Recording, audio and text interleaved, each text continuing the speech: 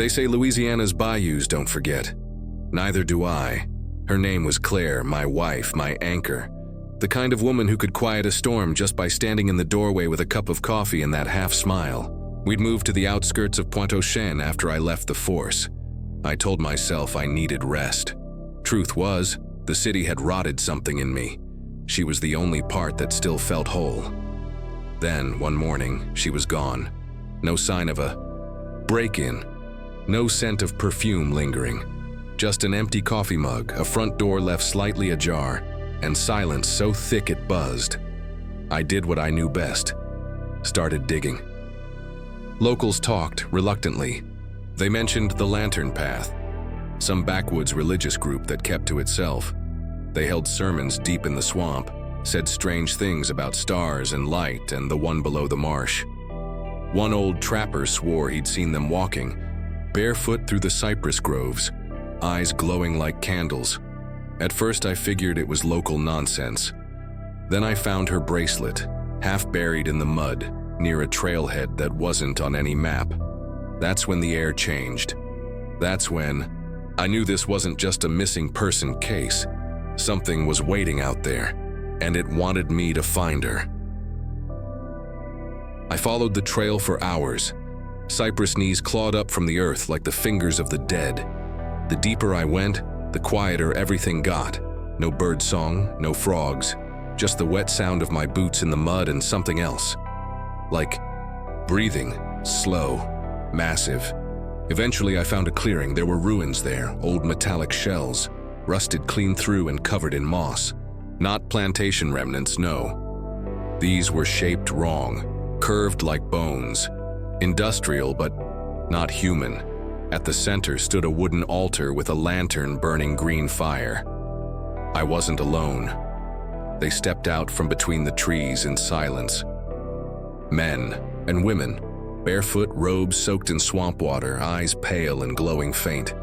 They didn't blink, didn't speak, just watched me. Then one of them smiled. It was Claire, but not my Claire. Her hair was matted, her skin pale, and she held something in her hand. A pendant shaped like a star curling inward. Her voice was calm, like a prayer wrapped in fog. "You came. He saw you would." I asked what they did to her. She said they didn't do anything. "He showed me what's beneath, what's true. The flesh is temporary, the light is forever." They called it the Lantern Path.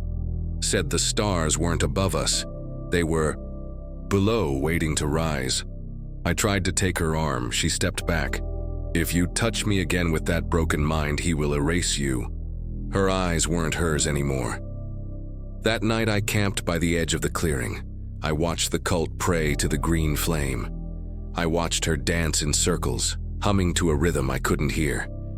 She was still in there. I could feel it, but something else was inside her too. By the third night I couldn't sleep.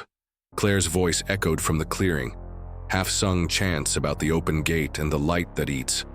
I'd seen madness before, addicts, cults, war vets broken by fear. But this was different. This was devotion built on something older.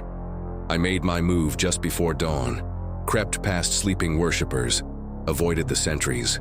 The green lantern still burned atop the altar. Its flame didn't flicker in the wind.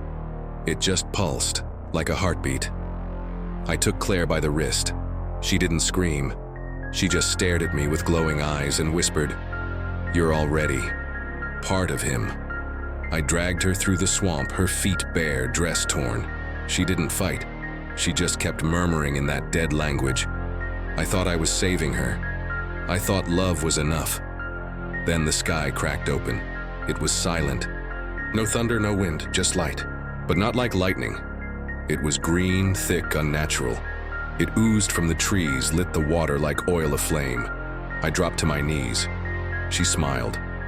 Behind us, the cult chanted louder. Something rose from the swamp. It had no face, just a mass of tendrils, dripping with algae and light, towering, humming, ancient. My mind tore at the edges. Claire stepped toward it. I screamed her name.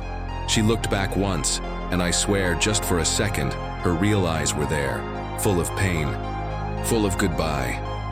Then the creature swallowed her in silence. I fired my gun until it clicked empty. The thing didn't even notice. Then it sank like it had never been. I don't know how I got back. Just woke up in my house, muddy, shaking, alone. Some days I think I imagined it all. But every night when I close my eyes, I see that light, and I hear her whisper, "You're already part of him."